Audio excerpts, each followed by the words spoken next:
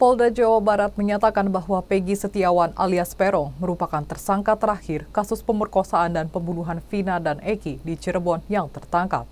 Direktur Reserse Kriminal Umum Polda Jabar Kombes Surawan menyebut dua nama lain yang selama ini masuk daftar pencarian orang atau DPO adalah nama fiktif. Tribuners, inilah sejumlah fakta terkait polisi ralat jumlah DPO dalam kasus pembunuhan dan pemerkosaan Vina.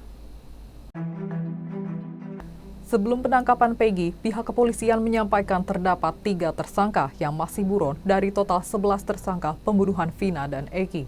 Akan tetapi, Surawan mengatakan tersangka bernama Andi dan Dani hanyalah karangan dari tersangka yang telah ditangkap. Pernyataan itu disampaikan Surawan dalam konferensi pers pada Minggu 26 Mei 2024. Surawan menyampaikan kepada penyidik para tersangka memberi keterangan yang berbeda-beda. Ada yang menyebut nama 3 tersangka lain, yakni Peggy, Andi, dan Dani. Ada yang menyebut 3 tersangka dengan nama berbeda, 5 tersangka, dan ada yang menerangkan hanya ada 1 nama yang tersisa. Setelah pihak yang melakukan penyelidikan lebih dalam, ternyata 2 nama yang disebutkan selama ini hanya asal sebut. Kata Surawan, polisi membutuhkan waktu 8 tahun untuk menangkap Peggy karena para tersangka yang ditahan enggan berbicara mengenai sosok Peggy alias Peron. Ia menduga tersangka takut dengan Peggy. Keluarga Vina mempertanyakan alasan Polda Jawa Barat menghapus 2 buron pembunuh Vina. Marliana, kakak kandung Vina, membenarkan pihak keluarga telah menerima informasi Polda Jabar yang mengatakan bahwa DPO kasus Vina hanya 1. Marliana mengatakan keluarga mengetahui 3 pelaku masuk daftar pencarian orang DPO dari berita acara pemeriksaan BAP yang diberikan sebelumnya. Penetapan 3 buron itu menjadi dasar pemahaman keluarga selama ini. Marliana akan menanyakan langsung kepada Polda Jabar mengenai perubahan informasi ini. Ia merasa bingung dengan pernyataan terbaru yang menyebut hanya ada 1 DPO. Sebelumnya diberitakan, Direktur Reserse Kriminal Umum Polda Jawa Barat, Kombes Pol Surawan, mengatakan Peggy Setiawan alias Peron merupakan tersangka terakhir kasus pembunuhan Vina Dewi dan Muhammad Rizky atau Eki, sepasang kekasih asal Cirebon, Jawa Barat. Surawan menjelaskan hal itu terungkap setelah penyidikan yang dilakukan pihak kepolisian, termasuk meminta keterangan 8 pelaku yang sudah ditangkap dan divonis.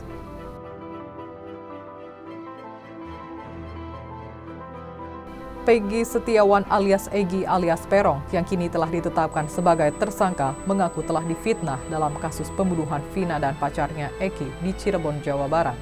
Peggy membantah telah melakukan pembunuhan terhadap Vina dan Eki pada 8 tahun silam atau pada 2016. Hal itu disampaikan Peggy seusai dihadirkan dalam konferensi pers yang digelar Polda Jawa Barat di Bandung, Minggu 26 Mei 2024. Selain itu, Peggy mengaku rela mati atas pernyataan yang telah disampaikannya tersebut. Dia pun kembali menegaskan dirinya bukanlah pelaku pembunuhan Vina dan Eki. Ia pun mengaku rela mati, ia yakin tidak melakukan pembunuhan itu. Lebih lanjut, Peggy membantah telah mengubah identitasnya untuk mengelabui polisi yang melakukan pengejaran terhadap buronan pembunuh Vina. Saat ditanya mengapa dirinya mengganti namanya menjadi Robi, Peggy mengaku nama tersebut adalah panggilannya ketika bergaul bersama teman-temannya. Setelah Peggy menyampaikan pengakuannya tersebut di hadapan wartawan, tampak petugas kepolisian langsung menariknya. Peggy pun langsung diseret kembali ke tahanan.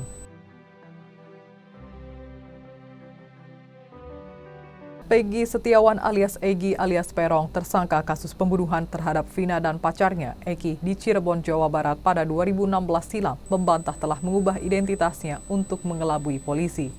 Bantahan itu disampaikan Peggy setelah dirinya dihadirkan dalam konferensi pers Polda Jawa Barat terkait kasus pembunuhan Vina dan Eki pada Minggu 26 Mei 2024.